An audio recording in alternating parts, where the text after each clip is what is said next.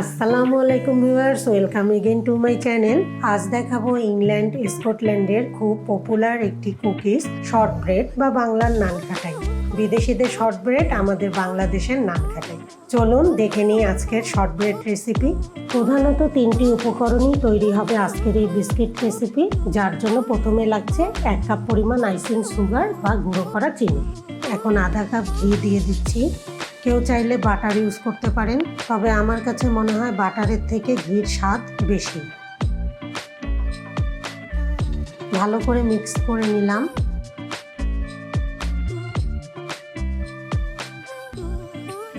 এবার মিশিয়ে নিচ্ছে আধা কাপ পরিমাণে যে কোনো রান্নার তেল।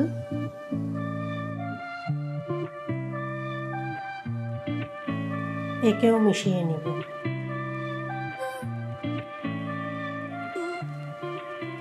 আধা চা চামচ বেকিং সোডা। কোনো অবস্থাতেই আধা চামচের বেশি বেকিং সোডা দেওয়া যাবে না। এখানে আমি 2 কাপ পরিমাণ ময়দা ব্যবহার করেছি। একেবারেই সব ময়দা ঢেলে দেওয়া যাবে না, পর্যায়ক্রমে যে কোনো ছাঁকনির সাহায্যে আস্তে আস্তে দিয়ে দিবে।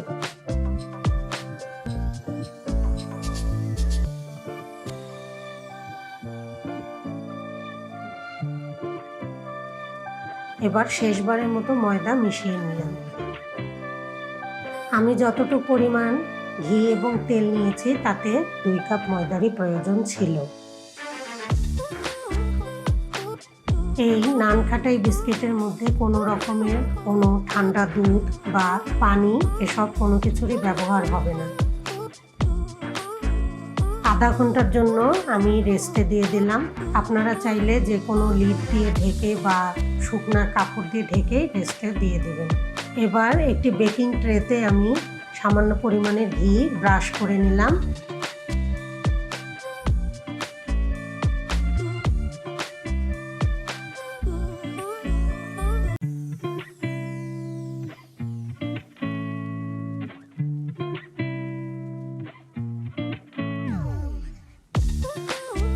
দেখুন আমি কিভাবে হাত দিয়ে চেপে চেপে শর্ট ব্রেডের শেপগুলো দিয়ে দিচ্ছি। আমি যেভাবে করছি বিদেশিরা ঠিক একইভাবে শর্ট ব্রেড বানায়।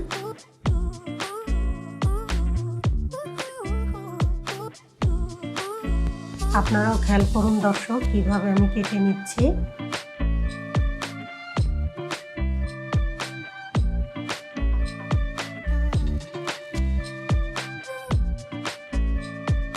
শর্ট ব্রেড অবশ্যই যে কোনো কাঁটা চামচ দিয়ে এভাবে গেঁথে গেঁথে ফুটো করে দিতে হবে, না হলে আমাদের বাংলাদেশের নানখাটাইয়ের মতো ফুলে যাবে।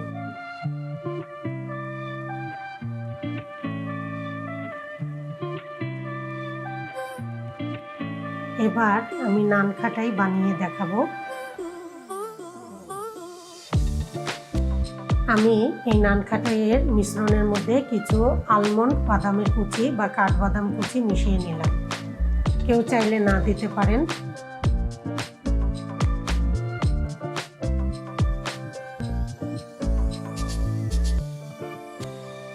এবার এগুলোকে আমি গোল গোল করে শেপ দিয়ে নেব।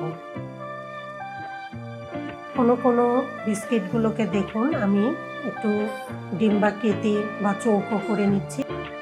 ডেকোরেশনের জন্য আমি কয়েকটি কাঠবাদাম কয়েকটি বিস্কিটের মধ্যে দিয়ে দিলাম। আবার কয়েকটি বিস্কিটে আমি আপনাদের বোঝানোর ক্ষেত্রে এগ ওয়াশ ব্যবহার করেছি। ওভেনকে 180 ডিগ্রি তাপমাত্রায় 10 মিনিটের জন্য প্রিহিট করে রেখেছিলাম। কুকিজগুলোকে এখন আমি ওভেনের মধ্যে দিয়ে দিব বেক করতে। 180 ডিগ্রি তাপমাত্রায় 30 মিনিট সময় ধরে আপনারা কুকিজগুলো বেক করবেন, আমিও করেছি। বিস্কুটটি যে শুধু ওভেনেই বেক করে নিতে হয় তা কিন্তু নয়, চুলাতেও করা যায়। আমি আমার অন্য একটি ভিডিওতে চুলায় কিভাবে বিস্কিট বেক করতে হয় তা দেখিয়ে দেব। একই পদ্ধতিতে শর্ট ব্রেডগুলোকেও আমি 180 ডিগ্রি সেলসিয়াসে 30 মিনিট সময় ধরে বেক করে নেব।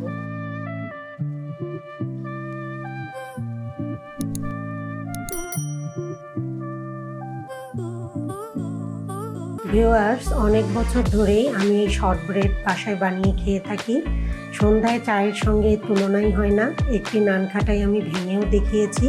আপনারা এই বিস্কিট অবশ্যই বাসায় ট্রাই করবেন। ও হ্যাঁ, যাদের আমার বিস্কিট দেখে চায়ের সঙ্গে খেতে মন চাইবে তাদের আমার বাসায় দাওয়াত রইল। আজকের মতো এখানেই বিদায় নিয়ে নিচ্ছি। নতুন একটি রেসিপি নিয়ে খুব শীঘ্রই হাজির হব আমি। আমার চ্যানেলকে সাবস্ক্রাইব করতে ভুলবেন না ভিউয়ার্স, আমার জন্য দোয়া করবেন। আজ এখানেই বিদায়, আল্লাহ হাফেজ।